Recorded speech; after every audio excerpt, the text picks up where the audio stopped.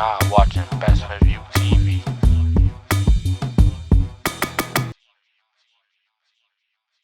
What's going on? What's going on? Who we got back on BestsPointOfViewTV today? What's going on? Yeah, we got MBK Jay. Feel me? This is the second time on here, so we don't gotta do an introduction about who you are. They already know who you are. Nah, They don't. for sure. Go watch the first thing. We gonna do like a quick update. What you been up to though? I've been chilling. Really making moves back into music. We've been going to New York. We got a tour going on. Got my artist Juan, Auntie. The whole team going crazy. Pretty nasty tour. Well, that's fire. That's fire. I ain't gonna lie, when the last time we talked, I feel like you was more just shooting videos type thing. You didn't have the media page. You didn't have like the managing Kenzo B yet. You didn't have a lot of shit that wasn't going on back then. Oh yeah, it was a lot going on. You was more just talk about like how you went through a Chef G and throwing parties in Buffalo. I think I was a little bit during COVID and stuff like that. So he basically about to do like a little catching up, trying to figure out what the fuck going on, bro. You feel me? What the fuck's going on? You feel me? So let's start off with management. I don't believe you were managing artists back then. Nah, I sure wasn't. I always was like... No, I'm lying. You did have somebody from like Buffalo that you... So this was the thing. I was going to UB. At the time, I went to UB for a year. Originally was there on a wrestling scholarship.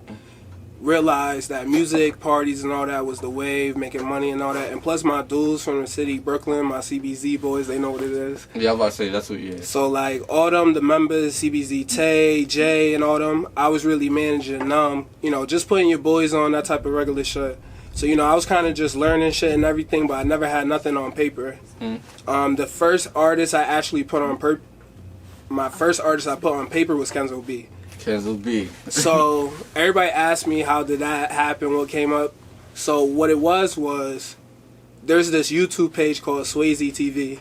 Now I was a big fan of his. Now I try to tell people if you want to get... before you get that, I ain't gonna lie. As calm as you are, you don't like somebody that will love drill moves, but it's like you always work with a drill artist. Like you seen Leia can't come back. You don't even be in a mix in Rochester. So how the fuck do you get into like liking that type of content? So personally, I never got into like Rochester music scene. Like I miss everything that was at 2017, 2018, 2019. Like I missed it all. Like people tell me all these artists, everything, all these movements that happen. I really, to be honest, like I didn't know nothing but the classics like Deanie and stuff like that. So like when I went to Buffalo, that's when I really like got to get tapped into a music culture like the drill. Yeah, the drill. So like because all the music come from Rick saying all these ones was bump drill music, bro. The first song I really ever heard was "Welcome to the Party" by Pop Smoke. Like that was the first thing that like really was bumping into the schools and everything. So like what I was trying to do was in high school I was trying to be the newest you know, promoter and everything, because this is the thing, like, and this is why I try to tell people too, like, if you in high school, middle school, whatever, you could reinvent yourself at any point in time. Like, bro, people take off at 39 years old, bro. It's never too late. And it's the thing, like, in high school, 16, 17, I was the bummiest kid ever. Like, if I didn't wrestle, like, I wasn't known for, like, body slamming kids. Like, man, it would have looked rough for me. But my whole thing was, like, yo, I kind of want to, like, elevate what I do. Like, you know, I want to be known for something. You know, I want to be part of the get money, you know, that type of wave. So, you feel me? So, like, I really got tapped into dealing with music. So, I love music. Music motivates me every day to go hard and everything. Like, anything, like, music was that one thing, like, people passion out and everything over. Music was my thing. So, like I said, you say you got introduced to Pop Smoke by going to Buffalo and stuff like that, listen to music. How'd you go so far into like, alright, let me go watch Swayze TV? Because Swayze TV is more than music. Now it's the drama with the shit, you feel me? The beef that goes on. Sometimes people just listen to music for the music and you don't go no further than that. What made you want to tap into Swayze TV for like what's going on beyond New York? Well, before that, you got to kind of get tapped into like just the music scene in general. So like, it's first like you see the girls, they listening to it, so they listen to the 8 Boogies and all that stuff like that. So you know, you fucking with that. The dudes and that, the dudes and everything in the dorm, they getting lit to like, you know, the sturdy wave was crazy. Like all this extra shit they doing now with the Bronx and everything. Like it used to be just the classic, you know, too. Like you feel me? It used to be light, easy, whatever. I don't know what the fuck they doing now, but you know, so. That was the whole vibe, the whole wave, and all that type of shit. So really, what I knew was possible was because I was shooting music videos, trying to get my dudes and everything lit, right? When Chef G and Sleepy and them came, I was like, I gotta like make that connection happen, whatever. And I think I told a story like how I made all that happen. Yeah. So, you know, pretty much just ran front of the stage. I pretended like I was a photographer. I grabbed like the most professional looking lens, and I made an opportunity happen. I saw that they went backstage, ran backstage. I ain't have shit to talk about. I'm gonna tell y'all this. Have some type of plan when y'all actually get it. Because y'all think just so much of like, damn, when I get there. Have something to fucking offer. Now, don't go there and start chatting bullshit. If you just get a slap up in a photo, that's all you gotta work with. Go and do that. And I ain't gonna lie, don't get mad if these niggas not fuck with you, because a lot of stories might seem cool on the internet, but these niggas be assholes. That too, like, don't get me wrong, like, if you go into expectation like you meet a regular person, and you don't know what you finna get. Just because they got that money, they got the fame and all that, you don't know what you finna get. Outside of that, man, what was getting into management? Yeah. So management, how I got into management was... No, but you say you were watching Swayze TV. Oh, yeah, the reason why I got into Swayze TV because the culture of New York and everything. So, boom, I really started studying promotion at this point, like doing the parties and everything. Because before that, I had booked Busy Banks. Oh, yeah? For Homecoming. Yeah, so what happened was, and this is another thing. So, me and these guys had competition, Southside Entertainment. They was popping in Buffalo, so... We was on North Campus, they was on South Campus. Now, North, you know, we was the real, like, cool, laid-back niggas, da-da-da, in the dorms. Like, cool. If you knew us in Richmond dorm, we was lit, we was cool. Now, these, the South Campus, these niggas more of them flashy niggas. They want to be in, like, you feel me? Yeah. And that's cool, that's vibes and all that. Now, we kind of got into some competition and everything. Yeah, over throwing parties the same day. So this is the thing when you throwing parties with other people. Both y'all know each other because, like, you know, people talking, they chat like, yo, you throwing a party with that type of shit. But really, people like to keep their head lows and, you know, just keep focused on your shit. And that's what you should do. Now, there was a point where I came out with a Valentine's Day flyer and, you know, I guess they was going to throw it, but I dropped mine first and, you know, people was... You know, they're going to make it, it's only going to be competition. They made an issue about it. And, you know, at this point, you know, we wasn't on best of terms after that, but... Probably like a year later, after I got out of school, I actually contacted them because they was still doing good. And this is what I try to tell people. You they're going to say you KD. No. You have to put your beefs aside if you want to do smart business. Like, if you can make 5, 10, 15K with somebody and ain't no deaths, ain't no bullshit involved, nothing, and it's just petty chatter, come on now. Don't let your pride get in the way of your money.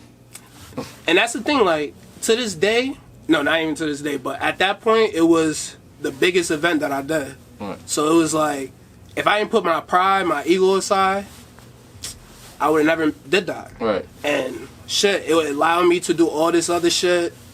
And it's the thing, too, that adds to my resume. So now, when I go to Kenzo B, even, they like, oh, yeah, what you done in the past?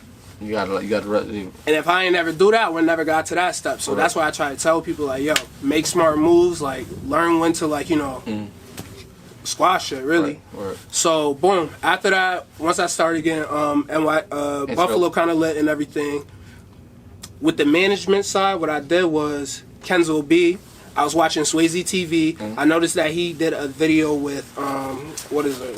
The most deadly female in the Bronx or something like that. But he done a lot of videos on different people. Like, what made you want to manage her specifically? So this is what I realized. Guy drill was just trash. It was dying out. Like, I think at this point it was K-Flock went to jail. I think it was just the sweepers out. Like, it was really the only people. 41 didn't even come out yet. Yeah. So really, I was like, all right, well, there ain't no females. The only female that was really doing anything. Because Munch didn't even drop, so Ice Spice wasn't popping or nothing. Nah, she didn't even exist back then. Yeah, that's the thing. So really, there was nothing. So I was thinking, all right, well, what if a female? That'd be cool. Like me personally, because I like female rap. I thought, because I grew up listening to Nicki, I grew up listening to Cardi. So like, I was thinking like, damn. What if I found a girl that like really can rap, like really rap? But at that time, what made you take over on Kenzo B? Because she only had like 2-3 songs out. She didn't have a song out. This is the thing. She only had freestyles on Instagram. Okay. That's all she had. She only had a freestyle on her bed, like doing that. And I was looking at that. I was like, you know what? She really rapping. You know, Swayze gave her a little bit of buzz. I'm like, if I'm smart, maybe if I take this chance, I'll blow her up. So I had to blow her up on like an underground scene, kind of getting chatter going. It's a difference between you just got views. How many followers did she have at the time? 'Cause I want people to see like you blew her up. Like I want to see them see like the journey. She probably had like 2K something. Okay. 2K. Like she wasn't nothing crazy. Like she was easily reachable. Right. And what I end up happening was she didn't have the same manager that she had the first time. Actually, I mean the second time that people know. Like right now, when she walked into her deal with Warner, she was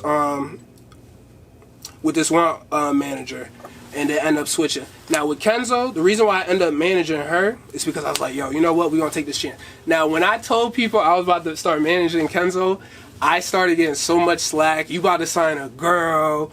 Girls can't rap, da-da-da. Like, I was getting all of this. You know and what? she's trying to rap. Yeah. Like, she's not BS, and she's trying to rap with the realest of the dudes. Like, Right. So it was no, like, BS, like, trying to sign this girl and try to do whatever. So I'm going to tell everybody, too, what I signed her for, too. So, people need to understand. I told Kenzo, I was like, you know what? I think if you get an EP out, we get you some good promotion going. You want to take off? We want to set you up on a tour. You want to go out of here. Now let me ask you this, right? You could be a good rapper all you want as far as females, right? But that shit doesn't always do because it's like Manola, like there's a lot of great female rappers, right? Like usually they gotta have a sex appeal. Like Kenzo B is on some gangster shit. Like did you believe in that image? I don't think she was necessarily trying to provoke the gangster. Not gangster, but like a Bronx female. She represented like what you think of a Bronx female. What's a Bronx female? I don't. You know what you mean? Like I ain't gonna lie, they be like gang banging her. Like what we see from New York City, all like basically they be violent and dead and be in the gangs beef. I mean, not most, but most of them do be like right. What we seeing? I mean, that's not my perception on New York rap at all. I feel like really a lot of these kids try to make it out, and they trying to copy what niggas is trying to do. Not even Chicago. No, they copy Chicago though. I ain't gonna lie. I mean, hip hop is the mecca in New York. I ain't gonna never. You feel me? But Joe's in Chicago. You gotta get his credit. They'll tell you that. Okay. Whatever you say. But this is my whole thing. Yeah. These young kids try to make it out, point blank, period. Boys, girls, all that in between, all them. Mm-hmm. There's opportunities for all of them to build their own fan base. Mm-hmm. I don't care what you really want to rap about, what you really want to sing about, do that. Because all this trying to copy paste the next man, especially for this type of content, for the shooting and all this violent stuff like you talking about, it's not going to do nothing but put you in jail, dead, all that other stuff. Right. So, like, when I talk to these kids and all that stuff like that, like, I tell them, like, yo, do this, do that. Because to make some bread, if that's really what they trying to do, they don't need to wait to get a deal to do that. I don't know. What is this false perception? If you got 20, 50 people that fuck with you and they buy a $10 album, $500, that's covering some type of payment, you feel me? Right. So this is what I'm saying. And then you can literally throw your own shows, you could start producing, like all this other hip hop, all this other killing shit is dead, bro. Like, no, that's a fact. I don't get it, me personally, because it's like if you try and make chicken and you really trying to rap all this, because this is the thing, this is what niggas would do. I'll talk to a lot of these niggas that do drill rap, all this other shit. They'll be like, yeah, bro, you know, I be rapping about this, that, this, and third, but sometimes I want to switch it up. I want to do that, and I be like, yo, bro, do that. They could do that, but like, do the fans want to listen to that? Cause I see a lot of rappers. Change your fan base. Don't be afraid to change your fan base. If niggas is not willing to change with you, it is what it is. And you be surprised. Niggas would be proud of you for that. Nah, that's a fact. You gain fans of that. And keep in mind, people not always gaining a fan of yours for the same reason. Stop thinking people just rocking with you because of your music. Stop thinking people rocking with you just because of your lyrics. People might be just rocking with the beat simply because you picked the best beat. And that's another thing. Another artist I really like rock with just on like the simple fact of like progression, like career progression, Tyler the Creator. Great interview to watch too. He did with Hot 97. The one what? Yeah. He did one like 4 years ago, 3 years ago? Yeah, somewhere around there. But he was just talking about like his career progression. Like you don't have to keep doing the same thing and be scared that your fan base isn't going to change. Right. But back on managing, I feel like with Kenzo, she was smart because look, a lot of people was going to doubt, and I thought that was going to be great, great chatter for everything. I'm not even going to lie. This is what you got to understand. Ice Spice was doing drill.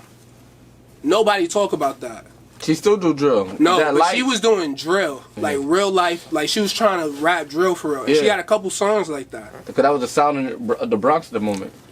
That was the sound at the point, but that party stuff started going. Who dropped the first female drop, like real party and like the drill movement? Bumping It by Kenzo. Kenzo dropped, that was her first track that hit a mill. Her first track hit a mill. Right. And this is the thing people don't even understand about that, because this was a lot with the whole contract. And people ask me, yo, like, how did like your contribution work with Kenzo and everything? So, the first 3-4 days of Bump It, if you check the YouTube charts, anybody go to the YouTube charts, you'll notice that it was sitting at like 5, 7, 8, 9, 10K. Till like that 4th, 5th day, it started hitting 25, 40, 50. And just started going to the moon. What happened? Throughout that time, I lined up promo with P Films. We had worked with On The Radar at the time, and there was Intro to Kev that we were working through. P Films was the first person to drop. P Films, the first clip that he dropped was the video about her mom conceiving her while she was in jail. That did like 50, 60, 80 alone. What we did on the Reddit, what I did on the Reddit, we started sending people all those clips. To post on the blog. So, this is the exact Reddit page. Chiracology. You also got New York State of Mind. And there's a couple like ATL ones. Atlanta. Yeah, they got like 4 of them. So, I posted in there. I'm like, yeah, Kenzo, da da da da. This is when I knew the Kenzo hate for females is bad. They was like, yo, you signing a girl, da da da. But you also had a few guys that was like, nah, she kind of rap, she da da. And guys, they think she pretty. But mind you, this is just when she just freestyling in her bed. So like there's a folder I got where I keep like all of this stuff, and I'm like, the fact that keep in mind too, I invested $2K in her. Like, this is my last $2K I have for this. Like, I had in the bank because I was like, yo, $2K, I'm gonna pay her like $300 and something each song for a 3-song EP, and then the rest we're gonna pay for promotion to get her out in Buffalo. So I brought her up in Rochester. I brought her to Buffalo. That's me and you literally did an interview with her. You did an interview with her on this platform. So you know, all this stuff like. The management side, I really knew like what it takes for an artist to kind of blow, what kind of ingredients you need, and you kind of just need like something that's going to drive up like discussion and like a place where they care about it. And it could be anything, but the community that you put it in has to like support and care about it. And you know how crazy that Reddit page go about anything and everything. Right. And plus like, you know, it kind of died down with like just New York drill in general, like it kind of just died down, like just the sound, and Jersey's kind of popping. So her with a female kind of popping out and being all this, I think I ain't gonna say all that, but I think she really. But where did it go wrong? Because you were from, we seen you behind her and managing her. Oh, they just ran off on the deal. It's just classic, simple. And did you have it on paperwork? Yeah, I did. So really the example where I can't, like everybody's like, oh, why you ain't sue and everything like this. So she was 17. Now, I had her original manager signed on it. Now, she had a new manager. When we signed him over, we never got his signature. So I effed up bad on that, like dummy 101. I got so caught up in emotions of, like, yo, we doing it, or this and the third. Handle business. Do your business first. Like, sit down, stop, pause. Yo, and that's the thing, the reason why I see all this stuff slowing down with like music people people albums getting pushed back, singles, waiting, all this stuff like that, because business is getting handled. Right. And when you rush, you know. So that you took the L trying to be. And I want y'all to know too, she got signed for $900K plus. And what did I have on that split for that contract? 50%.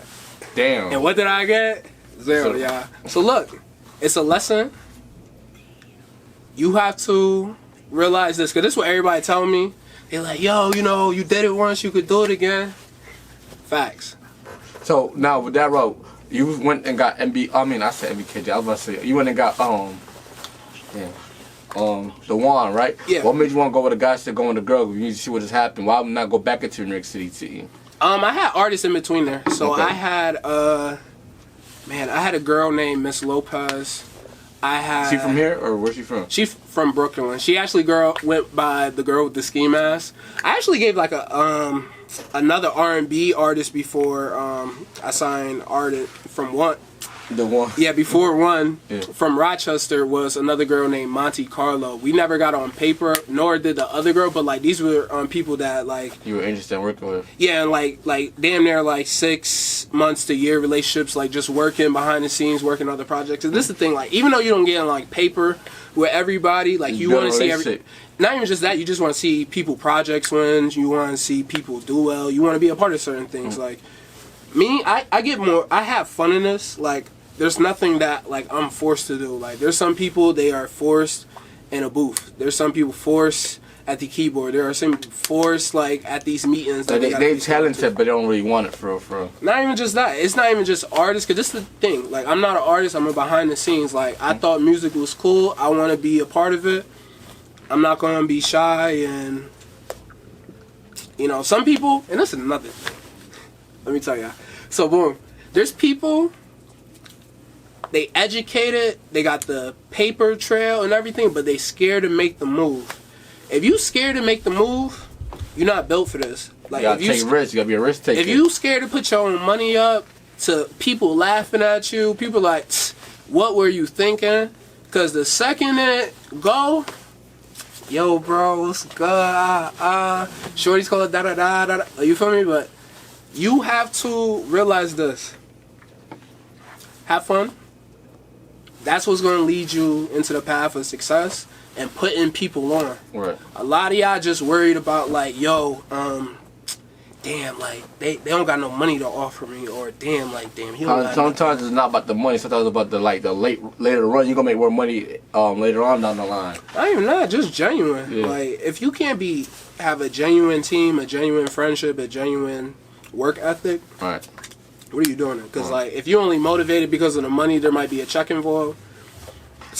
I talk about management. I think you got reached out to me. You told me about Ice Spice before she blew up, or right before that she was like only had like she only had a no jump interview. Did you ever work with her, or were you supposed to work with her? What happened with that? All I did was I DM'd Ice Spice where I thought it was relevant of a time where it was in question if she had a manager. So like as soon as that might be, she probably only had like 18K. But like that's still in a time where certain people like she didn't have like all this is before Munch. She had like one vid she did an interview with Trill Marty, because I like the content creators. That's like really how you get in tune with the community of like whatever music genre you want to do. You get in tune with the content creators. So once I did that and I was kind of watching like who I like and all this other stuff, it was really like, you know, Ice Spice, let me see if she managed. Boom, I like her personality. Because if you got a good personality, I feel like people... I'm gonna fuck with you, yeah. You feel me? Talk about you say you like the content creator. You started your own media platform. Yeah, I did. So, I still have Mocheniq Media. So what we do is a digital marketing company. So what I help is artists build their brand. So whether if you want to be the biggest artist or you want to be a small time artist, I try to help you on whatever scale you're trying to do. A lot of artists have different goals. Some artists want to just, you know, actually get to the process where they're putting music out consistently. Some people are like, yo, I want to get to touring. So whatever you are in between, I try to help on like all levels. All right. So with that, you so used to be behind the scene. How to feel to be on camera? Like you gotta show your face. Now you're talking about artists, and that could kind of hurt relationship. Because one thing you know about media is like people gonna like you could criticize that person's album like out like you just being like a listener, and that person's not gonna fuck with you because of that no more. You were doing like a lot of criticism of music or giving your opinion, a lot of stuff that people are doing in the media. Now, what I realize is you kind of gotta like, if you keep it a buck and you don't drag things. Yeah, you can keep it a buck all you want, but people are so used to yes men that they gonna like look at what's going on between Meek Mill and academics. You feel me? Really, in reality, Meek used to be one of my favorite rappers, right? He's really in the wrong, but his pride and his ego is not gonna allow him to like admit I'm wrong, and academics is killing him about that on the internet. How you feel about that? How I feel about it? Yeah. I leave all that nigga projects. Heard. You know why, but honestly, like Meek is looking like a goofy. Well, I'll say this too. I'll say one thing about that. I seen them talking about possibly getting a podcast together. I think that's a great opportunity for two black men to put their differences aside and make that bread. Man, fuck all that. Just a Diddy situation. He doing everything but just a Diddy situation. They're not gonna put their pride because academics is killing him. They don't like that. Street niggas don't like when like an internet ass nigga could play with him like that. He ain't squashing that. Real nigga shit. Heard you, Bess. Real nigga shit. And I used to be a Meek. I'm a Meek fan. I ain't gonna lie. I'm just hurt. But like, niggas don't like losing to academics, bro. Man, a pretty nasty tour. Y'all know the date, April 26th. Rochester, New You don't York. want to talk about you. What you think? You media Buffalo, New York. Next, we got Albany. You know, that's crazy. A tour, bro. A tour is crazy. How many people you know, entertainment groups in Rochester, done did a tour? Nah, niggas don't be doing shit. Why you media change to try to change the whole subject? Nah, but I'm saying, like, how many people you know that did a tour, bro? I don't really know people that did a tour. Bro, that's... I'm really big on trying to step, like, forward and innovate the game, bro. Mm-hmm. Like, everybody in Rochester worried about, like, the dumb shit, bro. Like, let's worry about getting this bread, son. Like, all these niggas out here is talented. Like, I want to get in a room where we could just invite everybody and be like, yo, let's talk. I know da-da-da, but let's talk. Let's just, yo, what's the bread? What's moving people forward? Because, bro, I ain't gonna lie. You know what's corny to me? Like, real spill, like, I feel like a lot of us, and there's a couple niggas, too. Like, I seen Lil Perko do it. I seen Stupid Man Bills do it. We gotta go back in these schools and give back real spill. Like, yo, a lot of these kids want to get into what y'all do. Oh, rapping. Hold on. Want to get into rapping. Want to get into producing. Shout out to Edison. I know they put a production lab in there. So, like, look, if you got these talents, yo, give back to these schools, bro. Because them kids, bro, be straight up waiting to hear that knowledge and just any little thing, because you see everything else they could be doing in this town, and it ain't hard. So, give back. I done gave back a camera and all this stuff too, not even worry about if they F it up, like. And that's fire. That's fire. Shout out to Unbodied and Tim, because I just seen they do that recently. I think they had like a bunch of artists like Red Rum, MBF, E3, they all went to school number 12 and performed recently. So man, shout out to that. That's fire. So that's definitely fire. So what else you got going on, bro? Man, outside of this tour, I've personally been trying to get my personal branding out. Mm-hmm. I'm kind of trying to reinvent a little bit how music is looked at too. I got a kind of an idea, I think. Like as far as what, like what you mean with how music? Introducing like actual media, like bringing out a rollout where it's just not an artist can do it too. Like, right. Maybe somebody that got a story but want to put these songs involved where it's, You put together like a little short movie, like a little trailer. What made you want to go about that too? Oh, you talking about when I did my I did a fashion show in October, I think it was like 2 years ago. Mm-hmm. And what we did was we rented out a movie theater. Mm-hmm. And what we did was had a whole Halloween theme and everything. So I was like, yo, what would be perfect in a movie theater with a fashion show? Mm-hmm. A movie trailer. So we made a whole movie trailer theme and everything. And it really like introduced me into like script writing and everything like that. So, who knows what the future holds? Well, so can you see like a short movie? Because I seen like that's like there's people putting together movies and stuff like that. I mean, shit, one act. So who knows? I might Picasso it, whatever. But we gonna do what we do. Oh, talk about shows. You had a Rod Swish show. What kind of roster? What happened with that? Rod Swish, real quick with that. So Rod Swish was a party we tried to do right after Busy Banks. Yeah, what happened with the Rod Swish show? So with Rod Swish, we try to have him right after the Busy Banks concert. Mm-hmm. So with that we had booked him at a venue, and pretty much everything was set. Rod Swish was paid, venue was paid, and I guess like probably 2 days before, the venue got cold feet and was like, we want to pull out. So they pulled out. They wouldn't allow us to throw. I had to cancel the event. Now what we ended up doing, we ended up suing them. So took them to court. We won. And real simple cut deal. It was sad that happened, but How is that in business? Because you just told me about the Kenzo B deal. For me, you see the hospital. What keeps you going with all this shit like messing up and people continue to do bad business? Even though you got some success, but like the people be like I guess maybe like a venue fuck up or somebody like the outsider fuck up? How is that? Especially when you invest all your time, your bread, like people don't know the behind the scenes planning.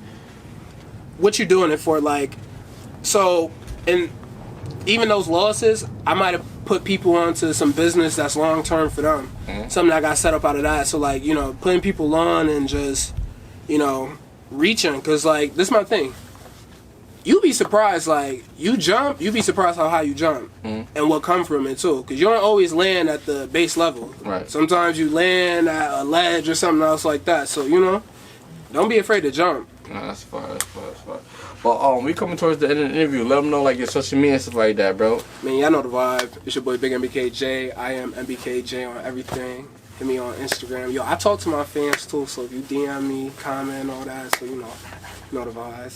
Shout out to my boy One in the Back. Hey, Pretty Nasty Party, we outside. Right. Let them know what cities y'all going to, how to get cop tickets.